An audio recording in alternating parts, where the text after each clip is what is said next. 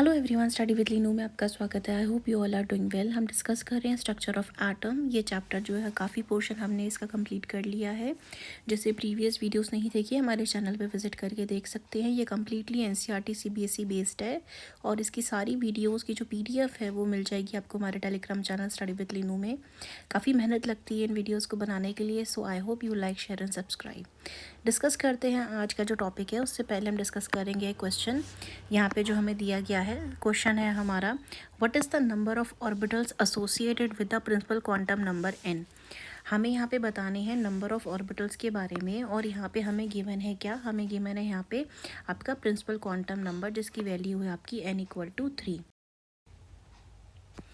यहाँ पे n की वैल्यू हमारे पास कितनी है, n की वैल्यू हमारे पास यहाँ 3 है। इसका मतलब क्या हो गया, जो पॉसिबल वैल्यूज़ हो सकती हैं हमारे पास l की, वो क्या हो सकती हैं, 0 हो गया आपका, 1 हो गया, 2 हो गया। अब यहाँ से एक चीज़ तो हमें पता चल गया है कि यहाँ पे एक क्या है, 3s का ऑर्बिटल है, 1 इज़ 3s ऑर्बिटल। यहाँ पे इसका मतलब क्या होता है, n = क्या हो गया आपका 3 हो गया यहाँ पे, और l = क्या हो गया 0 हो गया, क्योंकि 0 पे जब होता है आपका l = 0 तो s होता है। एंड ml क्या हो जाएगा यहाँ पे आपका, ml भी आपका 0 हो जाएगा यहाँ पे, ठीक है ना। And there are 3p orbitals, यहाँ पे p के भी कितने हैं, 3p ऑर्बिटल्स हो गए हैं। इसका मतलब क्या हो गया, यहाँ पे n = 3 हो जाएगा, l = कितना हो जाएगा यहाँ पे 1 हो जाएगा, और ml कितना हो जाएगा यहाँ पे आपका, ml की रेंज आएगी आपकी -1, 0 और +1। एंड यहाँ पे आपका क्या हो जाएगा, 3d भी हो जाएगा। 3d के ऑर्बिटल्स कितने हमारे पास, यहाँ पे n = प्रिंसिपल क्वांटम नंबर कितना है, 3 हो गया, l = 2 होता है, तो ml क्या हो जाएगा यहाँ पे हमारे पास -2, -1, 0, +1, +2 हो जाएगा, ठीक है ना। तो यहाँ पे हमारे पास टोटल कितने ऑर्बिटल्स निकल करके आएंगे, टोटल हमारे पास कितने आएंगे, 1 यहाँ से आ रहा है, 3 यहाँ से आ रहे हैं और 5 यहाँ से आ रहे हैं, यानी कि 1 + 3 + 5 कितना हो गया, टोटल 9 ऑर्बिटल्स हो गए हमारे पास यहाँ पे, ठीक है। यही सेम वैल्यू जो है can also be obtain by using the relation जो होता है हमारा नंबर ऑफ ऑर्बिटल्स निकालने का, यानी कि फॉर्मूला क्या है हमारा n का स्क्वायर। तो यहाँ पे हम क्या लिख सकते हैं, प्रिंसिपल क्वांटम नंबर 3 है, सिंपल निकालने के लिए 3 का स्क्वायर कर दो तो हमें क्या मिल जाएगा आपका 9। ये क्या हो जाएंगे हमारे पास नंबर ऑफ ऑर्बिटल्स हो जाएंगे जो एसोसिएट करते हैं प्रिंसिपल क्वांटम नंबर 3 के साथ। नेक्स्ट क्वेश्चन आता है हमारे पास यहाँ पे, using SPDF notations describe the orbital with the following quantum number. सबसे पहला दिया है हमें n = 2 दिया है और l = 1 दिया है। हमें n की वैल्यू कितनी दी है 2, l की वैल्यू कितनी दी है 1, यानी n प्रिंसिपल क्वांटम नंबर है और l एजीमुथल क्वांटम नंबर है। तो l पे 1 आया तो कितना होता है, p होता है, तो ये क्या हो जाएगा हमारा 2p हो जाएगा। ये a है। b अगर हम देखें, n की वैल्यू कितनी है 4 है, l की वैल्यू 0 है। हमें पता है प्रिंसिपल क्वांटम नंबर यहाँ पे n = 4 है और एजीमुथल क्वांटम नंबर l = 0 है, 0 पे s होता है, तो ये क्या हो जाएगा आपका 4s हो जाएगा। c वाला अगर हम यहाँ देखते हैं तो c में है n = 5 हो जाएगा और l = कितना है 3 है। अब हमें पता है प्रिंसिपल क्वांटम नंबर n = 5 आया तो 5 यहाँ पे लिखेंगे, और l 3 पे आया तो 3 पे कौन आता है हमारा f आता है।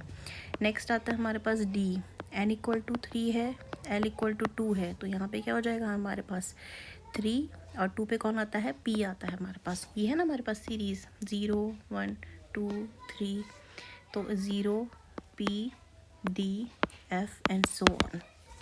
I hope this question is clear to you. तो ये हमारा आंसर है सबकी। नेक्स्ट यहाँ पे हम डिस्कस करते हैं, आता है हमारे पास शेप ऑफ एटॉमिक ऑर्बिटल्स। अगर हम यहाँ पे बात करते हैं एटॉमिक ऑर्बिटल्स के शेप के बारे में, द ऑर्बिटल वेव फंक्शन जो होता है for an electron in an atom has no physical meaning. इसका मतलब कि वेव फंक्शन का सेल्फ में कोई यहाँ पे मीनिंग नहीं है, ये एक सिंपल मैथमेटिकल फंक्शन है of the coordinates of the electrons. However, for different orbitals, the plots of corresponding wave function as function of r, जो डिस्टेंस होता है इस न्यूक्लियस से, ये डिफरेंट होता है। यहाँ पे अगर हम एग्जांपल लेकर के सॉल्व करते हैं, हमने लिया है 1s, यानी n = कितना हो गया 1 हो गया, और l कितना हो गया यहाँ पे 0 हो गया। दूसरा एग्जांपल लिया है 2s का, जिसमें n = प्रिंसिपल क्वांटम नंबर 2 है, l एजीमुथल क्वांटम नंबर 0 हो गया, जैसे अभी हमने डिस्कस करा था ना ऑर्बिटल्स के बारे में यहाँ पे।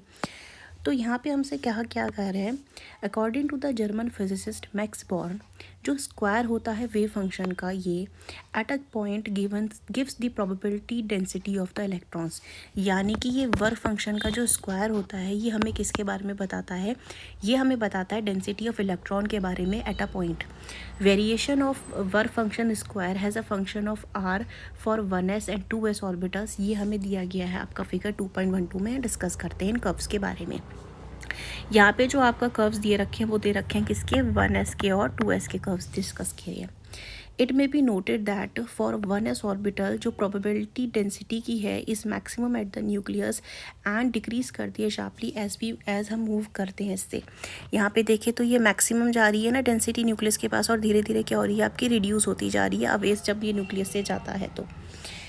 On the other hand for 2s orbital जो प्रोबेबिलिटी होती है डेंसिटी की वो सबसे पहले क्या कर रही है आपकी, डिक्रीज़ करती है।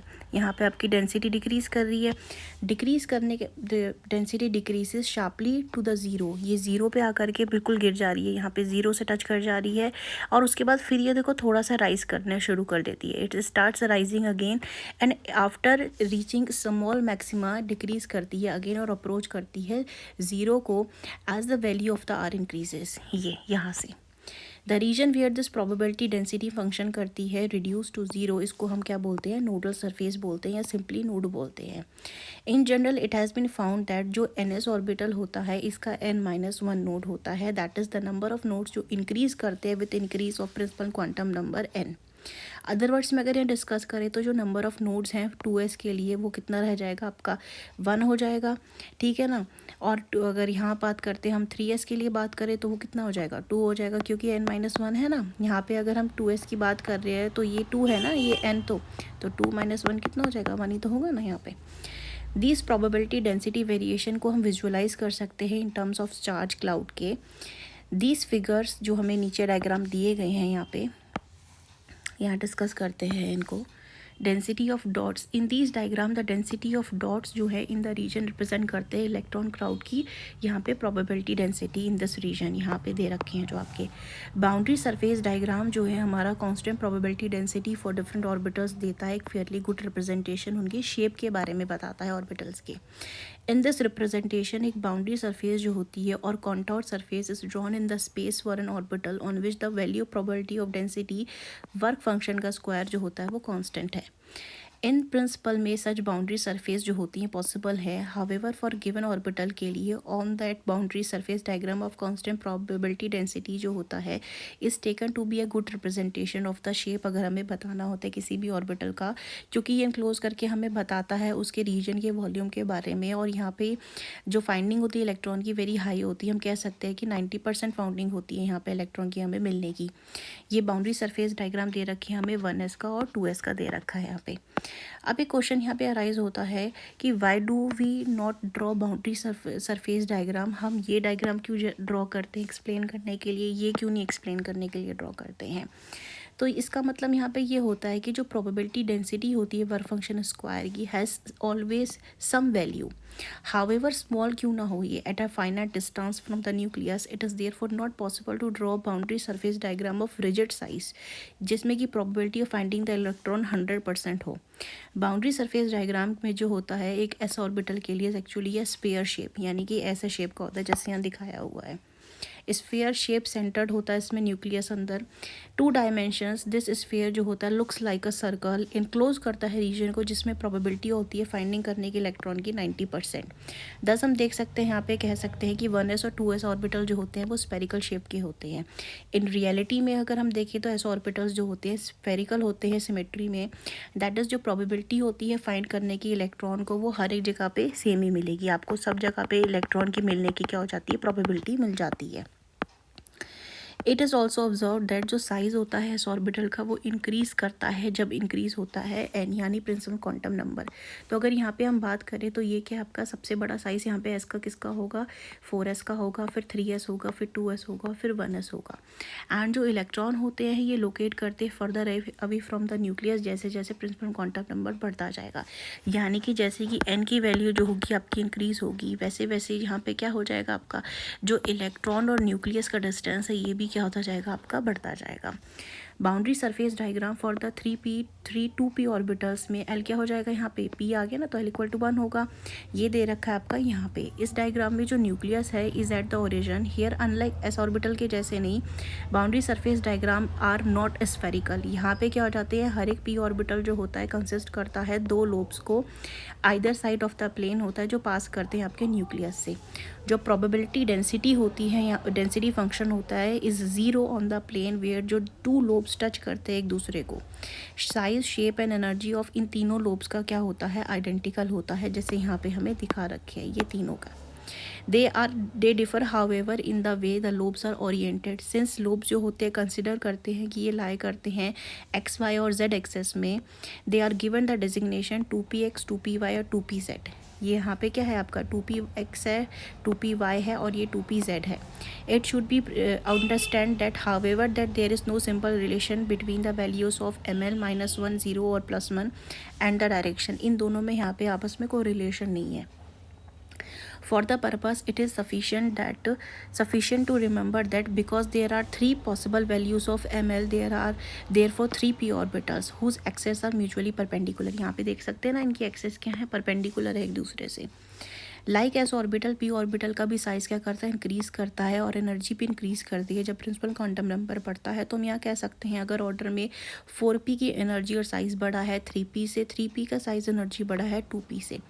Further like s orbitals the probability density function for p orbitals भी पास करता है through the value of 0, besides at 0 and infinite distance at the distance from the nucleus increase होता है। The number of nodes are given by the n-2। Number of nodes अगर हमें यहाँ पे निकालने हैं तो इसके वैल्यू क्वेश्चन इसको किससे निकालेंगे, फॉर्मूले से n-2 से निकाल लेंगे, यानी कि द रेडियल नंबर अगर यहाँ पे रोड्स कैलकुलेट करेंगे 1 हो जाएगा 3p के लिए। 3p के लिए कितना हो जाएगा हमारे पास, 1 हो जाएगा। कैसे हो जाएगा, यहाँ अगर वैल्यू रखेंगे 3 - 2 तो क्या आएगा हमारे पास, 1 आ जाएगा। 2 हो जाएंगे 4p के लिए, सो ऑन ऐसे हम यहाँ पे आगे निकाल सकते हैं। फॉर l इक्वल टू 2 की बात करें हम, यहाँ पे जो होता है d orbital and the minimum value of principal quantum number जो होती है इसकी, ये होती है 3। As the value of l can not be greater than n-1, तो यहाँ पे क्या होते हैं आपके 5 ml वैल्यूज़ होती हैं जो रेंज करती है -2 से +2 के बीच में। यहाँ पे l इक्वल टू क्या हो जाता है, 2 हो जाता है। 10 यहाँ पे कितने ऑर्बिटल्स हैं आपके, 5 ऑर्बिटल्स हैं। और इनके सरफेस डायग्राम जो है हम यहाँ पे नीचे देख सकते हैं, ये है सरफेस डायग्राम 3D के। The 5d orbitals are designated as dxy, ये dxy है, dyz है, dzx है, dx² - y² एंड dz²। ये जो शेप्स हैं द फर्स्ट 4d ऑर्बिटल के, ये सिमिलर होते हैं एक दूसरे से, वेयर एज जो dz² होता है ये थोड़ा डिफरेंट होता है यहाँ पे और बाकियों से। बट ऑल 5 3d ऑर्बिटल्स जो होते हैं ये इक्विवेलेंट एनर्जी के होते हैं, इनकी एनर्जी इक्विवेलेंट होती है। The d orbital for which n is greater than 3, 4d 5d अगर हम बात करें यहाँ पे, also have the shape similar to 3d but differ in the energy and size, जैसे कि प्रीवियस में देखा है हमने यहाँ पे। नेक्स्ट यहाँ पे अगर हम बात करते हैं, besides the radial nodes that is probability density function 0 होता है। The probability density function for np and nd orbital जो होता है 0 at the plane passing through the nucleus. Example अगर देखें तो in case of pz orbital xy plane is a nodal plane. In case of dxy orbital, ये dxy orbital में क्या हो जाता है हमारे पास, there are 2 nodal planes, this one 2 nodal planes. In case of dxy orbital there are 2 nodal planes passing through the origin and bisecting the xy plane containing the z axis। ये bisect कर रही है, ठीक है। These are called the angular nodes and the number of angular nodes are given by L, that is 1 angular node for p orbital। p orbital के लिए कितनी angular node है हमारे पास, 1 है। 2 angular node for the d orbital and so on। the total number of nodes निकालने का जो formula है वो है n-1 और sum of angular nodes निकालने का फॉर्मूला क्या है, nl-1, this one। तो ये था आज का हमारा डिस्कशन जो हमने करा है ऑर्बिटल्स के बारे में। यहाँ पे जाना है एस, पी और डी के बारे में, इनके शेप्स के बारे में जाना है, क्वेश्चन सॉल्व करे हैं। किसी भी चीज़ की कोई भी क्वेरी हो, कोई भी क्वेश्चन पूछना हो, you can ask in the comment section. If you like this video informative, like share and subscribe. Thank you for watching this video.